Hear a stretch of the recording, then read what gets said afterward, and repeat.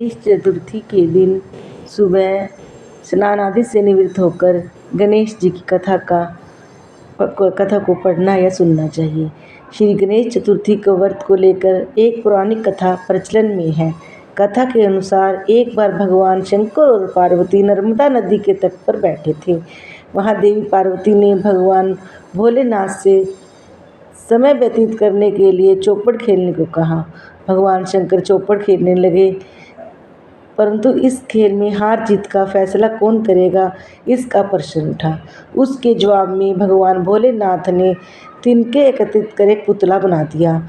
उस पुतले की प्राण प्रतिष्ठा कर दी और पुतले से कहा, बेटा, हम चौपड़ खेलना चाहते हैं, परंतु हमारी हार जीत का फैसला कौन करेगा, इसलिए तुम बताना कि हम में से कौन हारा और कौन जीता।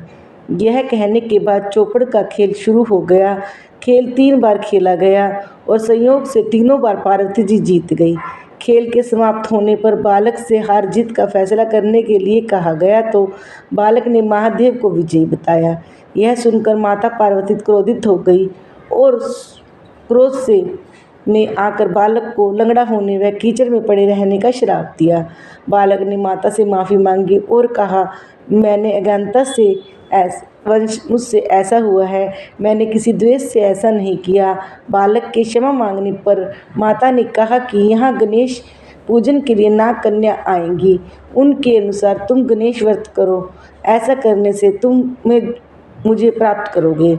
यह कहकर माता भगवान शिव के साथ कैलाश पर्वत पर चली गई। ठीक 1 वर्ष बाद उस स्थान पर नाग कन्याएं आई। नाग कन्याओं से श्री गणेश व्रत की विधि मालूम करने पर उस बालक ने 21 दिन लगातार श्री गणेश जी का व्रत किया।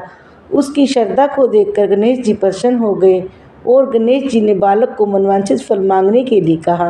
बालक ने कहा, हे विनायक, मुझ में इतनी शक्ति दीजिए कि मैं अपने पैरों से चलकर माता पिता के साथ कैलाश पर्वत पर पहुंच सकूं और यह देख प्रसन्न हूँ।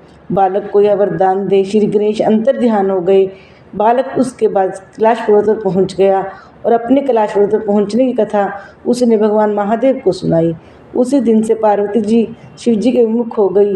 देवी के रुष्ट होने पर भगवान शंकर ने भी बालक के बताए अनुसार श्री गणेश का व्रत 21 दिनों तक किया। इसके प्रभाव से माता के मन में भगवान भोलेनाथ के लिए जो नाराजगी थी वह समाप्त हो गई। यह व्रत विधि भगवान शंकर ने माता पार्वती को बताई। यह सुन माता पार्वती के मन में भी अपने पुत्र कार्तिकेय से मिलने की इच्छा जागृत हुई। माता ने 21 दिन तक गणेश का व्रत किया। दुर्वा, पुष्प और लड्डुओं से श्री गणेश का पूजन किया। व्रत के 21वें दिन कार्तिकेय समय पार्वती जी से मिलने आ गए। उसी दिन से इस गणेश चतुर्थी का व्रत मनोकामना पूर्ण करने वाला व्रत माना जाता है। बोलो गणेश भगवान की जय। इसलिए कथा करने इस कथा को अवश्य पढ़ना चाहिए।